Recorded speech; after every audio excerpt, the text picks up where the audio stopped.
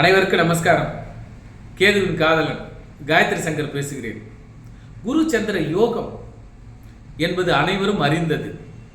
அதன் பலன் என்ன?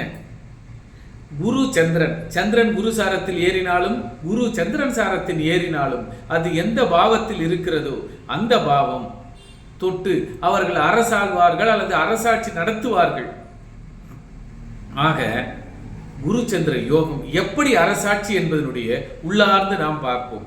மகாபாரத உதாரணத்தோடு இதோ மகாபாரதத்தில் அபிமன்யு உத்திரையும் மனம் கலந்த ஒத்த திருமண தம்பதியராக இருந்தார்கள்.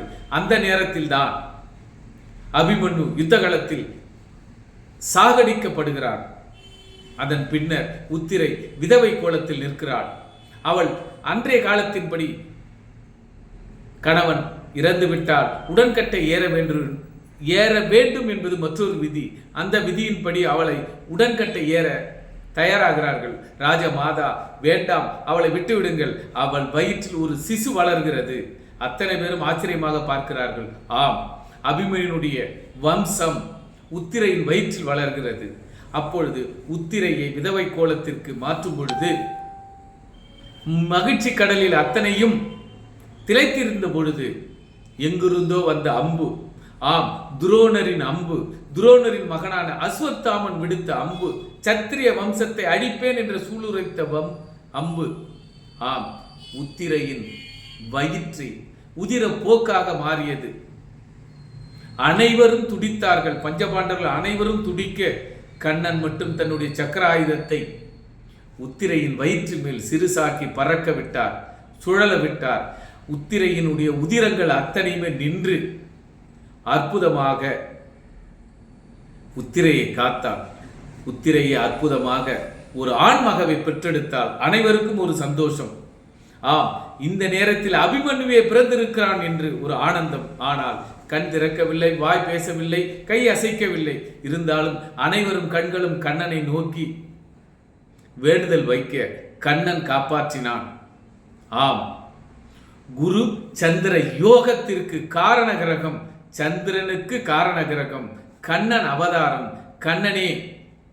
ஆக குரு சந்திர யோகம் கிடைக்க வேண்டும் என்றால் கண்ணனை தொழ வேண்டும், கண்ணனை நினைக்க வேண்டும், கண்ணன் அனுகிரகம் வேண்டும்.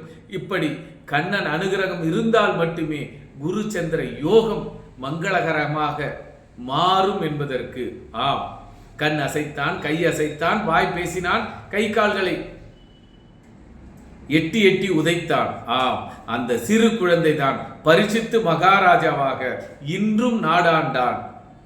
ஆக யுத்த களத்தில் இருந்த அல்லது சுற்றி இருக்கிற பஞ்சபாண்டவர்கள் அனைவருமே ஆனந்த கூத்தாடினார்கள். கண்ணன் அருளால் தான் குரு சந்திர யோகம் நடைபெறுகிறது என்பது இங்கு புலனாகிறது. ஆக சந்திரன் குரு சாரத்திலும் குரு சந்திரன் சாரத்திலும் யாருக்கேனும் இருந்தால் அவர்கள் கண்ணனை முழுமையாக சரணடைய அவர்கள் வாழ்வில் அரச பதவிகளும் அரசனுக்கு நிகரான பதவிகளும் ஏன் ஆளுமை பதவிகளும் அவர்களுக்கு கிடைக்கும்.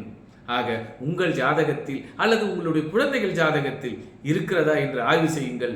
இருந்தாலும் கண்ணனை நினைக்க மறக்காதீர்கள். ஏன்?